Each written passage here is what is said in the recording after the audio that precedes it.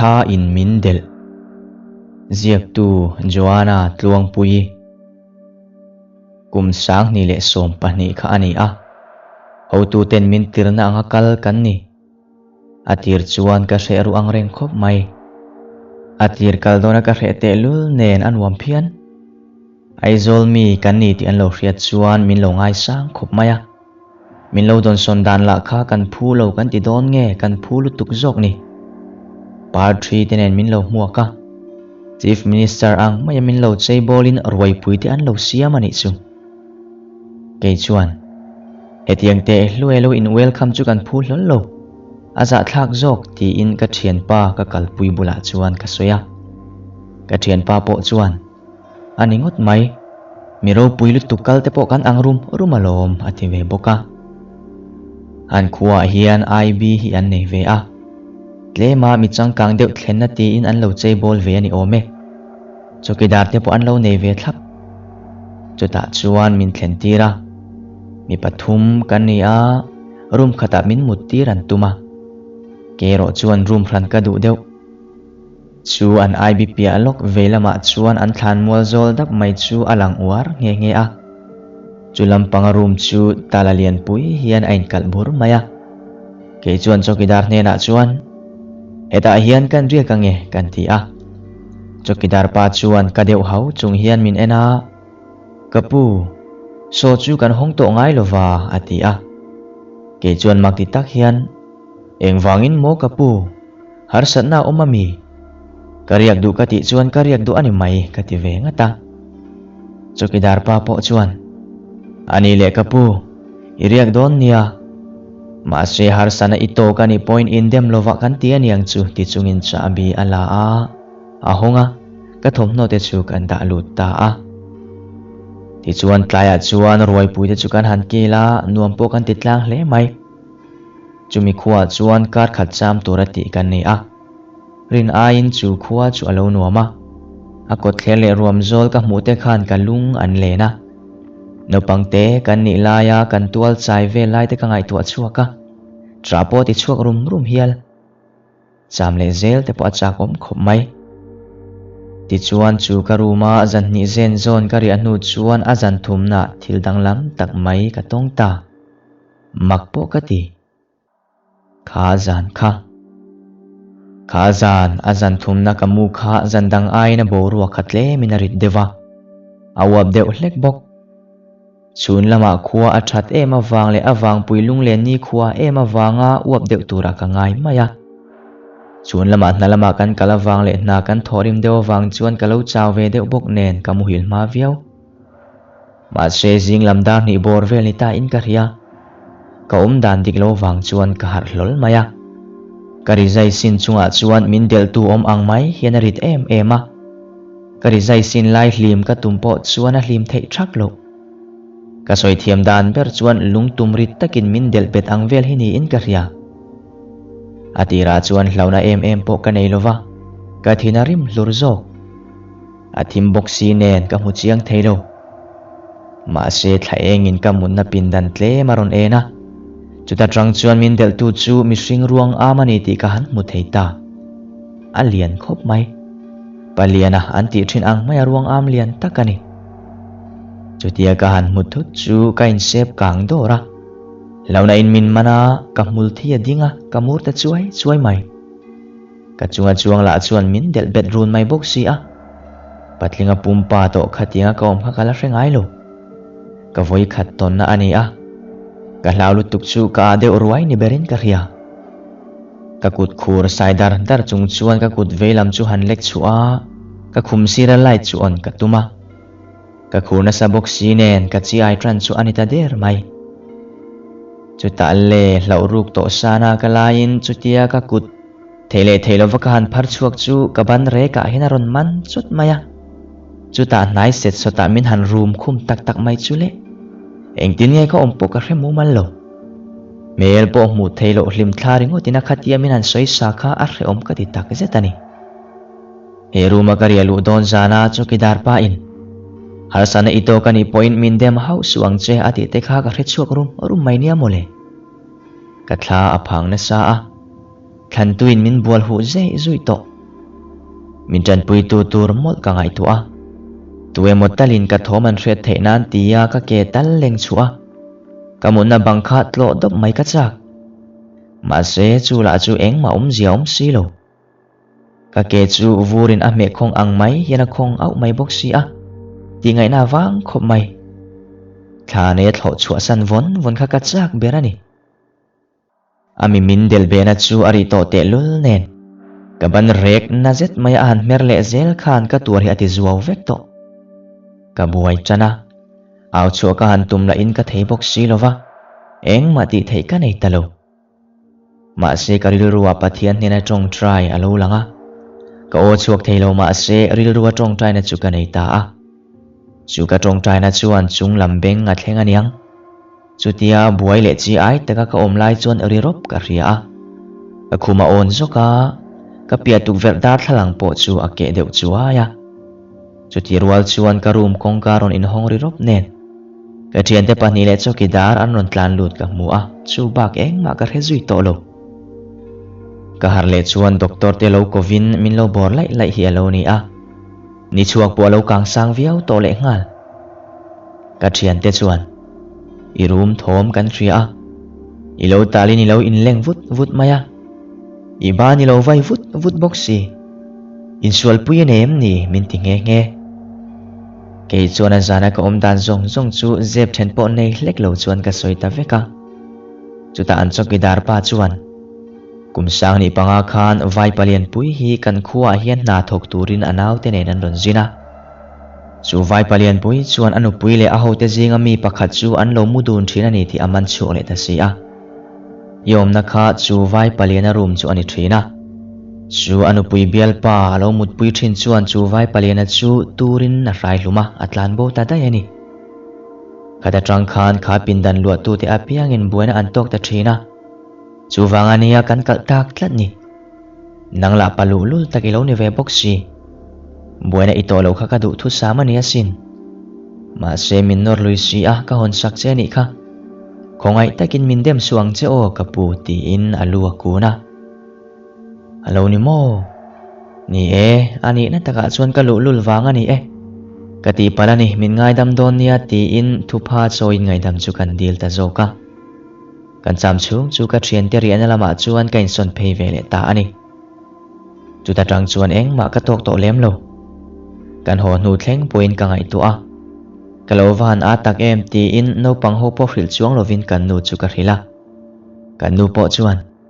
i lulul wanga ni chu min lo ti sak mia tun thleng hian kha ka thil ton to po arap thla ka ti lem ma ka ti zet mai kha ka thin lunga alariak arengani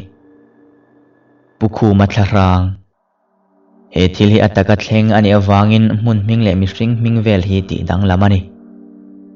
khopakata chung ko ba ber pulian khuma chu an chung ko har sata wangin leipui nein ni tin mai na thok turina chuaka patai matak le thanem ngai takani awangin anupui fanau te po ain kolina chom thei ve hle ni tin nitlawan voile kolani chuak chiara lo lam na thokan tu lai chuan tlai khat chu in alo ho talova chutia atu chonu herdon po alo la ho thei talo chu chung ko nu berpizik pui mang ang chuan an chung ko nai vai te chu pun khomin zonjai an rel ta ani chutia pukhuma bo thu an riat chuan a hrem hasa piang zong turin an fe chuak loma alo tlai zela tlai alo ni po chuan khomi te ho chu pukhuma zong tur chuan an laman hlel hlom hle an lain pel suaw reng mai ni tlai lam zan ria kil huna po chuan pukhuma zon chu an labang thei chuang lo thler tin ruam tin kil tin zong tur chuan an ron chuak sup hloma zana po nu haule nula hovin pukhuma te in lama anupui fanau pizi kete chu an lo ompui ve boka pizi gela ani se pa ber chutia chin hriat lova bo tamai chu mitui nen ni lo mangliam ve mek bokani ti chuan zana lo rei tiala muthun om vela chuan veng hlade ho chuan twin zayan rel san ta hloma ma se then om nai vai te le chung khat nai vai te chuan chanchin hriat tura om tak hlavin ti in an lo om chil deuh ro ta ti chuan tlang wa le pa ho chuan pukhuma chuan zong mup maya mei chate siamin ram hnoi lam an pan sup maya zan kho tai rek po ni se an mi bo jon chu an thul mai thei bik lo chumi zan khuwa chuan an zonga ma se atu khuwa alo var po in pukhu ma chin reng hria tura la om lo mitlom ngai le tle ma vengwa deuh le nula te ho chuan an khoton tira chuan mi bo zong tu te chu an tram chhol mayang te hlavin ei tur te an lo siama ti chuan in ei puarin an kalna tulam thawa chuan an kal le ta zel hlomani chokmalam dar som pakhat le achan vevel bor aniang group pakhata kal zinga mi tlangwal pakhat junjung tur chuan thi in pukhu ma chu awa mutamaya mi then ka thote po chu ron in pun khomin pukhu ma ruang chu hlom tum chuan an ron kala ma se mak deuh main pukhu ma ruang chu alo la lumani athina ala rei hau lo ti a hriat reng mai azong tu te ho po chuan makan ti hle a kan zonga kan thoma hriat te chuan min non au mai om tak te an ti hian hlomani chuta mak le deuh mai chu an hmuna hmun chu bung kung lian tak tu ma point an tlo polo na hmun ni in bung thing ngenga lukun chung chuan alo thi a aban veilam pang chu pharin ko nei ni om takin akut zung chal chu alo kok vu le ngala mi mak ti a hlo le zual tlangwal then khate chuan pukhu ma ruang zona tur hlang te chuan lo bua sai mol boka ti chuan a then kholama zual ko turin an kala kholam panin anin zon chuak ta a khatia kholama zual ko tura kal ho khan an kal konga thil mak tak ana tong zui le tangal bokani ome an soidan chuan chhun eng mani se aram noi ngopil rila kal tlang te angai bok nen an kal chung chuan pukhu ma o nge mai chuan kha wala te u kathi to ti thu hi kanu pui fanau te lo hrin ula kanu pui hena khan ka mangai thu hi min lo hril sak don nia te ti ni ome tin in kal konga khan film khur hle ro u sa huai te an om mai theya chung laka chuan in him theinan al hata in om don nia ti in an ko kia te chuan a beng thak hi ala ni ome chun en lai mani se aram noi pil rila chuan doi deuh tan chuan kalna mai chi po ni lo tle mala no pang deuh pathum phei chu an khur hlak ani huwa an thlen donin pukhu ma o bok chuan mang thau o wala te u ala ti ta cheu ani ome pukhu ma te in an thleng chu pukhu ma thi to thu a chung te an han hril chu an tap ngal rong hloma a thenin in an lo sing sa a anu pui fanau te lung che thom chuan kho chung chu a fan hne khop mai pukhu ma ruang po chu dar ni le achan vevel bora chuan an ron thlen pui ta a mangai anu pui chuan lo pomin tra ala lo cham khuma chuwa tra hla chuan in chunga lo om ve te po chu a vel tap na sa hle ani o ka mangai ka du lai itel lovin ang tinge kan khosak ta kang ka ngai che asin ka mangai che khongai takin lo kir le lul ro o ukhum kan rai du lai te so han en ta che anni pon pa ni lova om hre oman ti tur je hi idon phak lovem ni ka mangai lo thole mai ro ti in an pa ruang dai tan ti to oma chuan chu ma a chang le fop thul mangai ber chan na zia chu hreom tak turani zana chuan pukhu malumen tum chu an ina chuan lenglo khopin anin noa a lenglo te po chu pona thu thlengan do a an tam ang reng hle mai chumi zan chuan a kha tokin ui an bo renga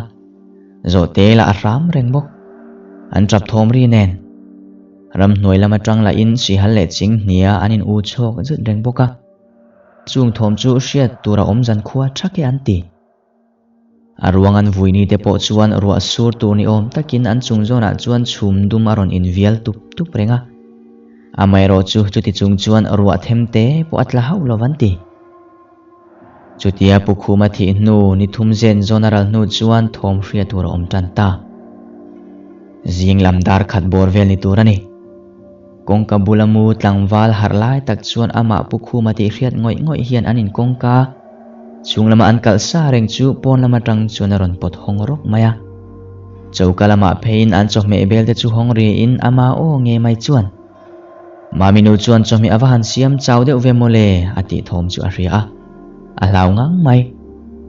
chu tlangwal chu tho thutin bakle ngina zan po soilo le a thom no po tel lo chuan a tlan ho ta a chungte po chu pukhu ma thla chuan ani le mai o wala tluang takin in chui thleng don nia ti in a bai zui ni ome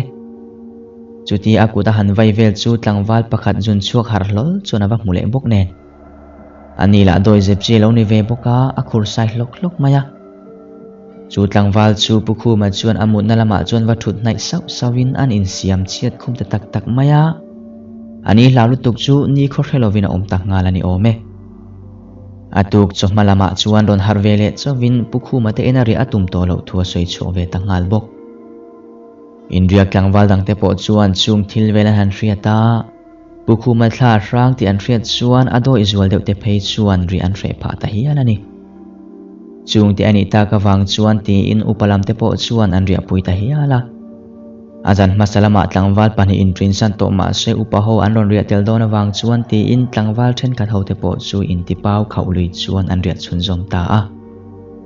chumizan chuan azan masalam ang bok khan dar khat vel bora pukhu ma thla bok chuan angai te bok chuan kong khar chuaron pot hong le a chaukalam pan tamai lo chuan anu puita mutna lam chu apana tangwal ria kho chu kalkan ta thuak mai chuti lai chuan an upa pakha chuan alo muru reng chuni in chuta anu puita khumbula mu tlangwal pakhat chu an rap tele thot maya chuat tlangwal ra la chuan pukhu ma thla abula lo ding zun mai a han mu chu aphuna sa tamaya pukhu ma thla chuan ron bi nain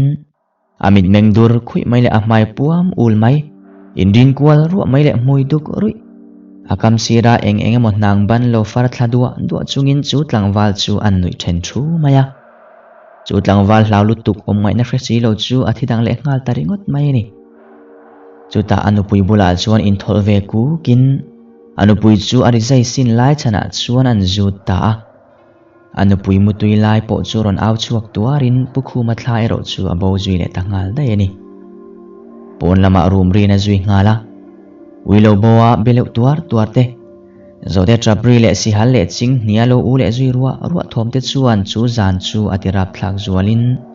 chu thom chu tu po mai chuan an lo hrevek hialani